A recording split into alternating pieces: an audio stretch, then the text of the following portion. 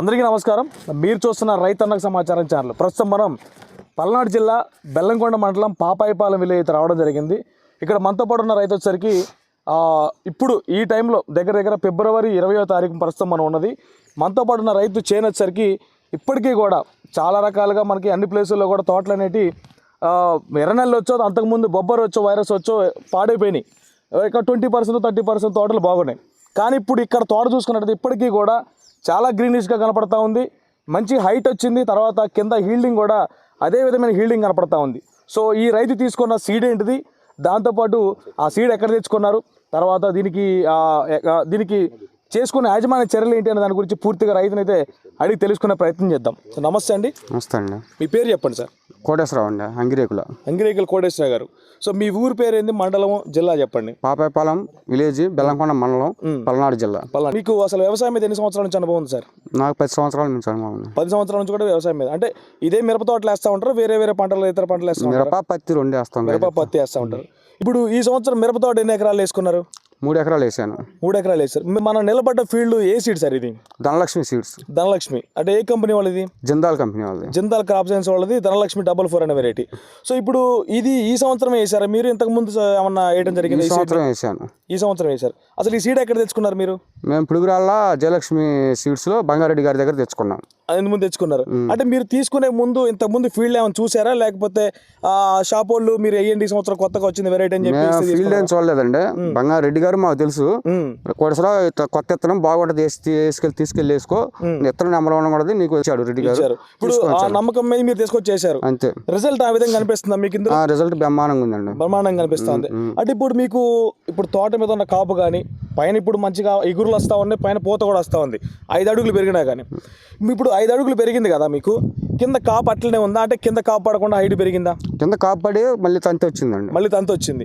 ఇప్పుడు ఒక తోట మీద ఉన్న కాపు చూసుకుంటే మీకు ఎన్ని క్వింటాలు దిగుబడి వచ్చే అవకాశం ఉంది అంటారు? మొత్తం వచ్చేసి 30-35 దాకా వస్తుందండి. ఎకరా 30-30 దాకా వస్తుంది. అంటే పడ్డ కాపు కానీ పైన పచ్చికాయ కానీ ఇదంతా కూడా. ఇప్పుడు ఒకసారి ఆ మొక్క చూపించండి మీరు. ఇప్పుడు కింద కాపు చూడొచ్చు మీరు. కింద కాపు ఉందండి. అది కింద కాపు ఉంది. తర్వాత పైకి వచ్చిన తర్వాత కూడా మంచిగా పైన స్టెప్ వచ్చింది. కాయ కూడా ఇక్కడ పచ్చికాయ పడింది. తర్వాత మళ్ళీ పైన గ్రీనిష్గా ఉంది. మళ్ళీ పూత పింద కూడా దిగుతూ ఉంది. ఇప్పుడు మీకు కింద పడ్డ కాయ సైజు కానీ పైకి వచ్చిన తర్వాత కాయ సైజు కానీ ఏమైనా తేడా కనిపిస్తా ఉంది వెరైటీలో?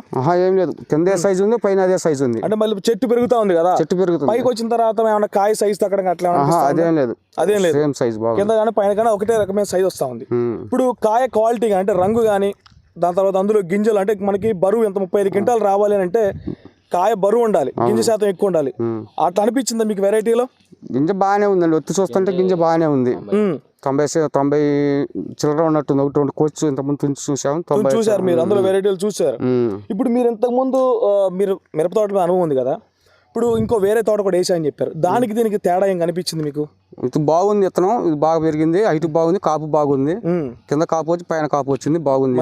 అంటే ఇప్పుడు ఇంకోటి ఏంటంటే మిరప తోటలో మనకి అత్యధికంగా ఇబ్బంది పెట్టేది ఏంటంటే బొబ్బర వైరస్ అనేది బాగా ఇబ్బంది పెడుతుంది. అవునవును. అది కాకుండా ఈ మధ్య కాలంలో మనకు 2-3 సంవత్సరాల నుంచి నల్ల తామర పురుగు ఎక్కువగా మనకి ఇబ్బంది పెడుతుంది. అవునవును. మీ తోటలో ఎక్కడ కూడా ఇగురు మాడినట్టు కానీ నాకు బొబ్బర కూడా పెద్దగా తగలేదు. లేదండి. సో మీ ఎట్లా అనిపించింది, తట్టుకుందంటారు ఈ వెరైటీ? బొబ్బరకు కానీ నల్లికి తామర పురుగు తట్టుకోబట్టే ఈ క్వాలిటీ ఉంది. చేను ఇప్పుడు కూడా చూడండి మొత్తం పూతలే ఉన్నాయి. పూత కూడా అంటే ఇప్పుడు మనం వీడియో తీసే టైం వచ్చేసరికి దగ్గర దగ్గర మధ్యాహ్నం 12:30 నుంచి 1 కావస్తూ ఉంది. ఈ టైంలో కూడా తోట ఎక్కడ కూడా వడబడ్డట్టు కానీ, తర్వాత మనకి ఎక్కడ ఇగురు మాడినట్టు కానీ అట్లాంటి ప్రాబ్లం కనిపించట్లేదు మనకి. ఇప్పుడు మీరు దీనికి అత్యంత పెట్టుకున్నారు, దీనికి అచ్చు వచ్చేసి 32 పెట్టామండి. 32 అచ్చు పెట్టారు. అసలు నేల స్వభావం ఏంటి ఇది? ఇది మరసనేల. మరసనేల అంటే మనకి నల్లరేగడి కూడా కాదు, మరసనేల. ఎర్ర నేల కూడా కాదు. అంటే మరసనేల అంటే చాలా తక్కువది, గుల్లరాయి లాగా టైప్ ఆఫ్ ఉంటుంది. ఇప్పుడు మీకు ఈ భూమిలోనే మీకు ఎంత హైట్ ఇంత బాగా వచ్చిందంటే అంటే నల్లరేగడి అంటే బలమైన భూముల్లో ఇంకా మంచి దిగుబడి తీసుకోవచ్చు అంట. తీసుకోవచ్చు. అంటే కాయ సైజ్ ఏమైనా పెద్దగా వచ్చినట్టు కనిపిస్తుంది మీకు? ఏమైనా సైజ్ బాగానే ఉందండి, ఇబ్బంది లేదు. తేజ వెరైటీ సైజ్ మంచిగా తేజాలే. అంటే కొంతమంది నన్ను ఈ మధ్య అడిగింది ధనుష్ 44 సంబంధించి కొద్దిగా లావు వచ్చిద్దేమో కాయ అని చెప్పి కొంతమంది రైతులు నాకు ఫోన్ చేసి ఈ మధ్యలో అడగడం జరిగింది. ఇప్పుడు మళ్ళీ కాయ గనుపు దగ్గర ఉందా, దూరం కనిపిస్తా ఉందా మనకి? గనుపు దగ్గరే ఉందండి, అంటే మొక్క మీద పడ్డం అనేది దగ్గరే ఉంది, దగ్గర కనిపే వస్తా ఉంది ఈ కింద నుంచి కూడా. అవును. అంటే కింద ఈ మధ్యలో మీకు తుఫాన్ 2-3 తుఫాన్లు తగిలినాయి.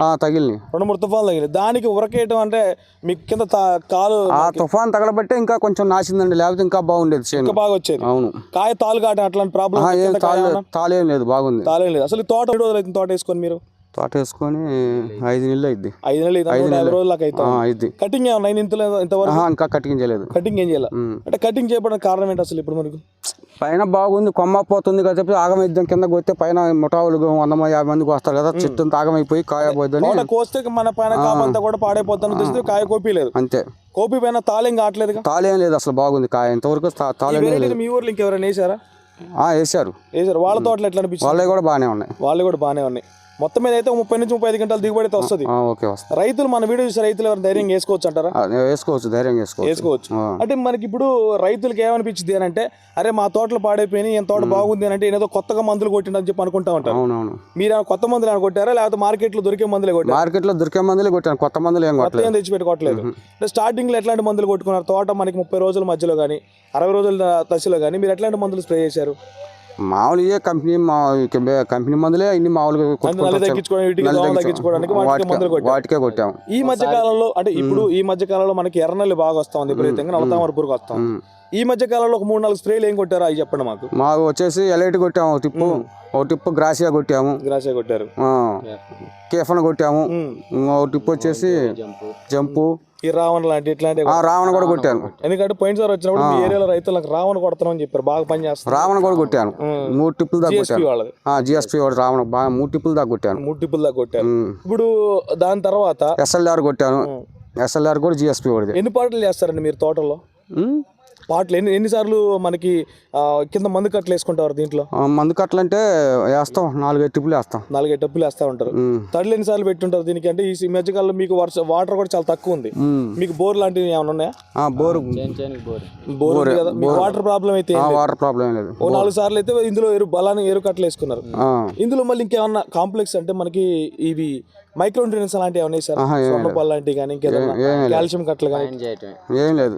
అంతే, పైన స్ప్రేయింగ్ చేసాం, పైన న్యూట్రియన్స్ ఇచ్చి పైన నుంచి తెచ్చుకోవడం, కింద నుంచి కూడా ఎట్లాంటి లేదు.